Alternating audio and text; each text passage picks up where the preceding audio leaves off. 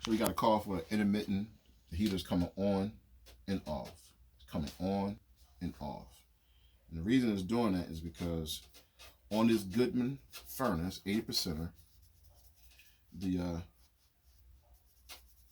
flame sensor is dirty. And what happens is when the flame hits this, it sends a electronic response to the actual computer board and tells this gas valve to stay open. If it doesn't sense a flame, then this gas cuts off, because if it didn't sense a flame, the room would just fill up with gas and any kind of ignition or spark would actually blow it up. So it's actually a safety precaution. So how come sometimes like it could go all day and then at one moment it'll come on? Because before I cleaned this, you can see how clean it is now. Clean it with steel wool, but a light abrasive steel wool.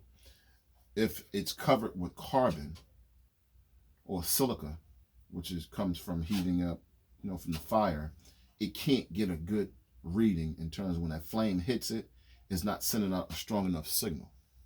So what we do is we'll clean them. Now, a lot of service companies, they don't clean them. They just replace them.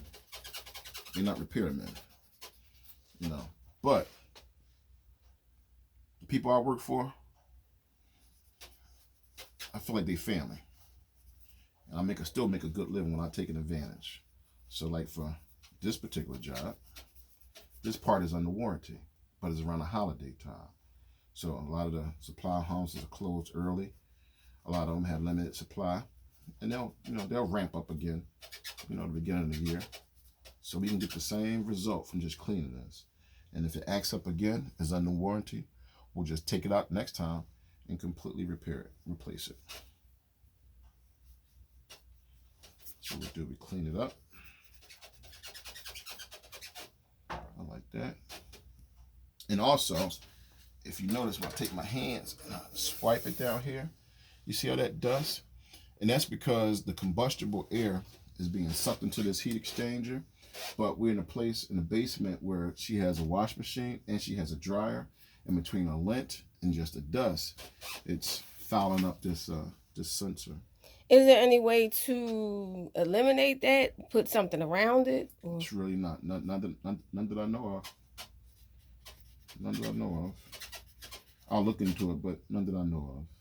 Like I said, how long has this heater been in? Maybe 3 years. 3 years?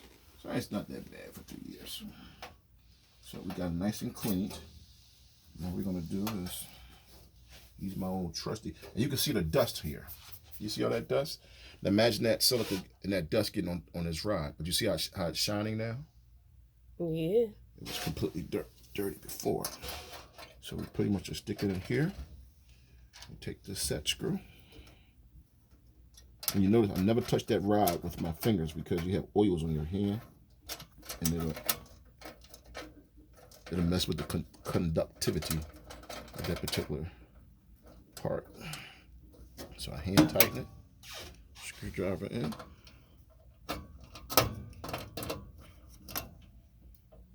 Tight there. Let you connect it back on top.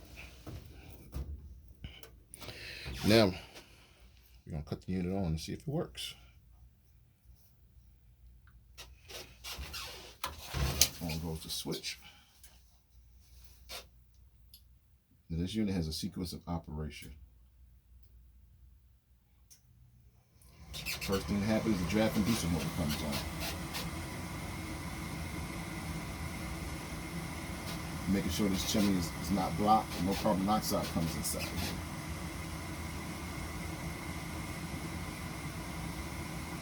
Is this something somebody could do at home by themselves if they had a little knowledge? Now we have that's interesting. The glow plug is coming on for the actual, they don't have a standing pilot, but that's the igniter. It's coming on.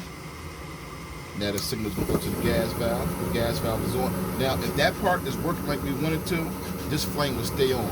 So what we do, we're going to time it.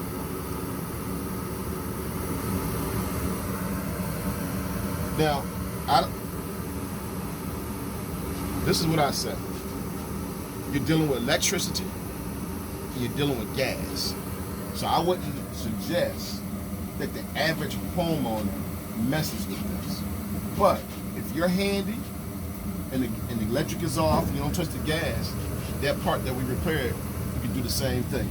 Now the fan is coming on and heat is being distributed throughout the whole house. Now, if this piece is bad, it'll go off within 15 seconds. Our clock says 30, so we're past the threshold. Just to make sure, we're gonna take it to 1 minute.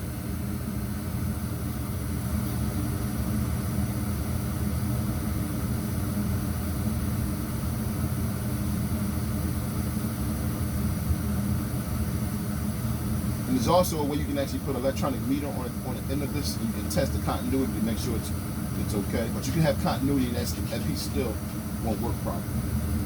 So we're up to a minute. There you go. So we're good to go. So you're back in business. All right. So who should they call for help? Well, I was gonna tell you our name, but we're doing mostly what you call site plumbing now. We still have customers that we did heating for in the past, which is Society Hill Plumbing, and we take care of those folks. But you know, we're trying to manage our growth. You know, they say too much business is just as bad as not enough business. But you're a long-standing customer, and it's the holiday time, so I don't want you to have heat anytime, holidays or not. So had to make sure we got out here for you. Well, thank you so much. Not a problem. And what was the name of that piece again? That's called a flame sensor. Flame sensor. Yes.